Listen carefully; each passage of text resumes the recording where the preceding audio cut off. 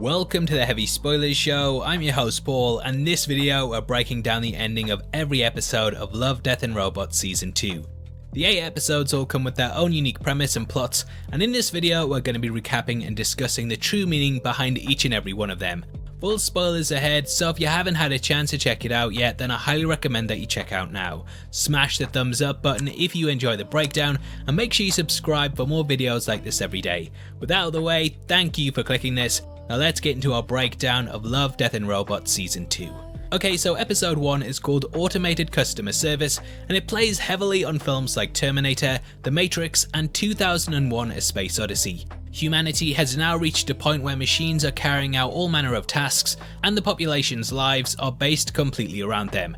The episode chronicles the rise of the machines as a woman is attacked by one whilst trying to reach out to the automated customer service line that might just be in on it too.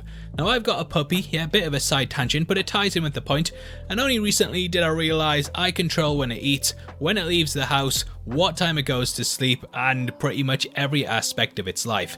It's very much my pet, and in this episode I realised that the humans are very much the pets of the machines.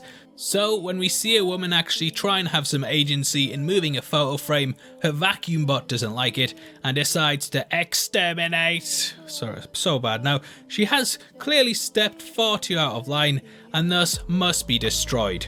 Now, the design of the machine pulls highly from HAL, namely due to the eye in its centre. This rogue AI ended up trying to kill the astronauts in 2001: A Space Odyssey, but the similarities to movies about killer robots don't stop there.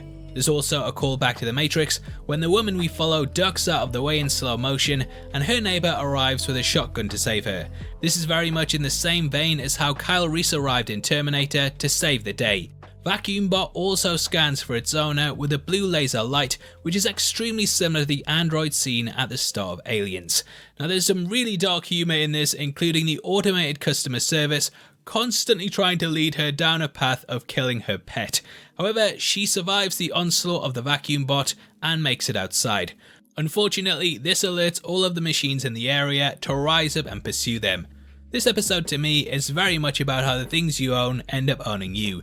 You may think the machines that you rely on are controlled by you, but when you rely on them too much, they end up controlling you. The pair are actually offered the chance to be whitelisted at the end of the episode, but they say go to hell, showing that they'd perhaps rather not be subjected to living at the behest of an automated life anymore and are now willing to do things on their own. This is definitely Love, Death and Robots, and it's an awesome way to kickstart the second season. Episode 2 is called Ice, and it follows two brothers competing in a deadly race on a planet far away from Earth. They are very much yin and yang, and whereas one has superhuman abilities due to genetic modifications, one of the brothers, Sedgwick, refuses to do this. The former is the little brother in this scenario, and his parents very much have him as the favourite, even though Sedge has overcome far more challenges due to his lack of abilities. He's the outsider in this story, which is very much about conformity versus individuality, and when he goes to visit the Frost Whales, we see the character really come into his own. His brother and his friends are resistant to the cold, whereas he's not, and when they're chased by the oceanic creatures, he struggles to keep up. However, whereas his friends leave his brother to die, Sedge steps in and saves him. This wins him the respect of his brother and shows that even though people might seem different and less able, they often have to work twice as hard because of this. The group we follow likely only participate in the race because they know they can win, whereas for Sedge, it takes true bravery. He also shows far more heart than they do and overcomes way more challenges in order to be accepted. It's got a really great message, and I love the art style in this entry too. The blacks and blue mix together incredibly well, and this duality is of course seen in the characters themselves. Now next up is Pop Squad, and this follows a cop whose job it is to control overpopulation by wiping out children. In this world, people are given the chance to live forever, but in doing so, they must agree to never have kids. It's a world overrun by adults, and if people do end up having children, they are quickly exterminated. It's one of the darkest entries in this season, and feels bleak because adults no longer have a real purpose beyond self-serving interests. Whereas people once found happiness in raising children and passing on things to the next generation either through their own kids or others, this world very much feels like it is stalled. One character named Alice says she's been practicing a singing solo for 20 years, and it shows that humanity hasn't really moved because any chance at a future or differing opinions is quickly wiped out. We see that these so-called illegals are just trying to live, but the law shows no compassion and simply views them as something that takes rather than gives. Thus, like pests, they are destroyed, but doing this every day takes a toll on our protagonist Briggs. This neo-noir police drama borrows heavily from tales of the 1920s, as well as Blade Runner and of course its sequel. The skyscraper landscapes and interiors of the police cars all feel like they're ripped heavily from it, and this episode is very stylistic. Now I feel that the episode metaphorically can be applied to a number of real world topics. It could very much speak to how immigrants and refugees are often demonized by the media and government so that we don't feel bad in stripping them of their rights. There is a saying that states no human can be illegal, but this does change things up far enough away that it could mean something else. Another thought I had whilst watching it is about how the older generation have created a world in which the next one will be subjected to severe issues caused by global warming and so on. Just in the same way as the characters in this entry are happy to selfishly live solely for themselves, it could be viewed as what the elders in society have done. Now, before you start, I know I'm getting very Greta on this, and not to say that I agree or disagree with either stance, but when you're analysing things, you often try and guess what the author or creator is trying to say. Of course, I'm open to completely different opinions, so let me know below if you interpreted this any other way, as I'd love to read your thoughts. Now, Alice jokes about marrying the main character and having children with him, which makes him question what he's really living for. He sees the blood on his hands, and Alice holds up a toy dinosaur that's very similar to what one of the murdered children had. Briggs joins Alice at a redo treatment, and we see that these people have so little control over their own lives that they don't even drive their own cars. They go to investigate a new parent known as a breeder who was unable to make his child stop crying, and thus they were found out. However, this man would rather die than live forever without a purpose, and it clearly weighs heavily on Briggs. The dinosaur then leads him to a location filled with other children's toys. These are now viewed as antiques because of the lack of kids, and he follows a customer out to a home where he discovers that she has a child. He wants to know why people keep having kids, and she states that she's not so in love with herself that she wants to live forever. It shows that we must be mindful of what we're going to leave behind, and instead of trying to keep things the same, we have to be ready for change. We also have to accept that we aren't going to live forever, and instead of being selfish and self-centered, we should think about what we're going to leave the world. The mother tries to kill Briggs when he drops his guard, and though he gets the upper hand, he spares her and the child, showing that he has changed. His partner arrives, and instead he kills her, showcasing that he has broken free of being forced to think a certain way. He dies defending the child, protecting the future instead of wiping it out, and it's a great way to end one of my favourite episodes in the run. Next we jump to Snow in the Desert, a bounty hunter-centric story set on a hostile planet with some of the most realistic looking animated CGI this side of Final Fantasy The Spirits Within. Yeah, I know that's not aged well, I've not watched it for years, so I don't know. However, this hostile desert environment follows Snow, which is a bit of a pun when the planet is covered in sand, so I appreciated that, yeah. Now Snow has a big reward in his head set out by a character called Barris, and after he's challenged and almost killed, he's saved by a mysterious woman named Harold. Unfortunately, the inhabitants of the planet attempt to close in on him, and thus he goes to return home. Now the story isn't too complicated here, and there's not that much subtext to it, but it does an incredible job of world building, and as I said, looks absolutely gorgeous. We learn that Snow is an immortal with incredible healing abilities, and this is why Barris is after him.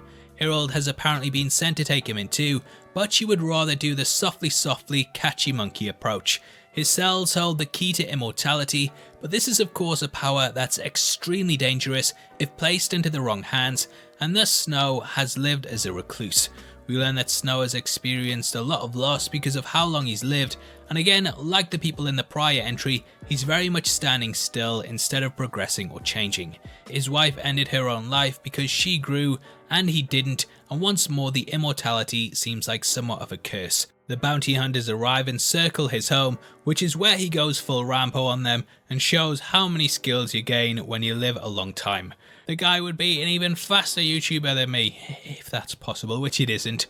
Now, unfortunately, Harold is seemingly murdered in front of him, but it's revealed that she's actually part cybernetic. Her body was almost completely destroyed, and after she kills Barriss, we end with her kissing Snow, saying she's been alone for a long time too.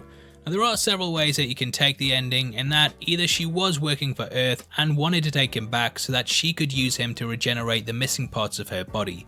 This could potentially bring her back. However, I kinda side with the Earth thing being a lie. I think that she actually wanted to see if he was truly immortal or not. She has lived a long time because of her synthetic parts, and has likely found loneliness and immortality, much like how Snow had. Thus, they are now kindred spirits that can spend an eternity together. Now next up is The Tall Grass, which follows a man from Victorian times who becomes transfixed on ghostly lights hidden in the shrubbery. I got a lot of vibes of the book in The Tall Grass, and during that people became trapped in an almost infinite corridor of grass as they were pulled in by malevolent entities that had the ability to manipulate time. The people in it were unable to escape, and they became trapped in their surroundings. In the grass, the protagonist Lero sees a humanoid creature moving, and the train he was travelling on starts to depart without him as he becomes lost. Soon he finds himself facing off against what would happen if Slender Man didn't have such a good tailor, and the character runs for his life whilst trying to get back to the train. When the creatures pounce, he's saved by the conductor, who states that he does know of the beasts. He very much hints that he thinks there is another world out there that sucks lost people into it and transforms them into the creatures that we see in this episode. This is allowed to keep occurring because the tale is so fantastical that no one would ever believe it, and we end the episode seeing that many people have been transformed into the monsters, showing how lucky Lero was to escape. We then jump to All Through the House, which follows two children on Christmas Eve as they tiptoe through the property to catch a glimpse at Santa. Sounds so heartwarming, and a tale that speaks to the joy and magic of Christmas, yay. However, it's way more sinister than that, and definitely leaves its presence felt long after you finish it. Sorry, I had to fit a crap pun in there. Now what the pair find is actually a horrendous and hideous monster that would make the xenomorph run to its mummy. In this, there are shades of aliens and Pan's Labyrinth, and we discover that this is in fact Santa himself. The episode is very much commenting on the commercialization of holidays, I think, and how Christmas is very much presented in a certain way when you're a child, whereas when you're an adult, it's an absolute nightmare. You try getting a Turbo Man for your kids. Now the monster decides if people are naughty or nice, and when it's this ferocious looking, you can bet that the bad kids don't have such an easy ride. I love this short and sweet episode, as when I was growing up, I always wondered how it was even possible for Santa to travel around the planet without being something otherworldly. There's also the song that says he sees you when you're sleeping, he knows when you're awake, which definitely has a more sinister side to it when you really think about it. It's a great little episode, and that takes us to Life Hutch. Life Hutch involves a pilot played by Michael B. Jordan who crash landed on a moon. The ship he lands in looks very similar to the one from Beyond the Aquila Rift, and though much smaller, I did appreciate that there was a little nod to my favourite episode from last time. The pilot finds a deserted outpost known as a Life Hutch, which he should be able to lie low in. However, we discover why there's no one else there when one of the robots begins to go wild. It's not quite as deadly as the vacuum bot, yeah, but the CGI is absolutely incredible in this, to the point I really struggle to distinguish whether it was real or not. Now laced throughout we see the pilot's mission and how he came to be, and I very much got a lot of allegories of World War II stories in which pilots landed behind enemy lines. They had to be careful in avoiding the local threats that were there, and it's terrifying watching the machine stalk the container, destroying anything that moves. It's very much a guard dog on all fours scanning the area, and the episode feels like it's ripped right out of Black Mirror. Using his flashlight, the pilot is able to distract the machine, and he destroys it. The character sends out an SOS and fixes his hand so it doesn't look like mine does after I write 6,000 words in a day, which most of these scripts tend to be. Now thumbs up buttons right there as well, by the way. Now lastly is The Drowned Giant, which takes place in jolly old England. After a giant's body washes up on a beach, people around it become fascinated over it. The story shows how things that are regarded as beautiful and wondrous eventually die and decay. Now this episode is clearly playing on whales washing up on shore. This often happens for a number of reasons, which includes what humanity does to the ocean. However, in real life, people don't really care too much whereas here they do because the giant is human looking. Definitely check out Seaspiracy on Netflix if you haven't, and to me this very much shows how people awe and wonder at it, even though a giant washing up is something to be worried about instead of celebrating. It shows vast change in the world that we really aren't ready for, and yes, I'll stop because I'm getting very woke. Either way though, there's no real respect for the corpse and people climb all over it. His dong's almost as big as mine, and we watch as the body starts to rot over time. This could hint towards how all things decay, and the scientist that we follow who studies it finally decides to step on its body. He becomes very much a representation of what we all face in death, and whereas we tend to pass away in privacy, the giant is played out on the beach for all to see. The scientist slowly begins to see more and more humanity in its death, and realizes that though we initially start off as something great, over time we all go the same way. The corpse is cast out to sea, but the remains of the body are repurposed and placed throughout the town, and the scientist finds a lot of beauty in death. It shows that after we die, the things that made us are very much repurposed into the community around us, and it's very much about how we can still influence things long after we're gone. Though the giant no longer exists, the scientist very much holds it dear, and this final episode speaks to the nature of life and death.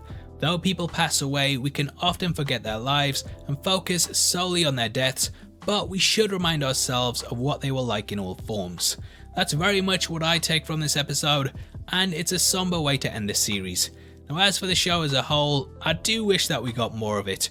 The first season was 18 episodes I believe, and this isn't even half of that. However, every episode is enjoyable, and I found that there weren't any real duds in this entry, whereas there were several in the last.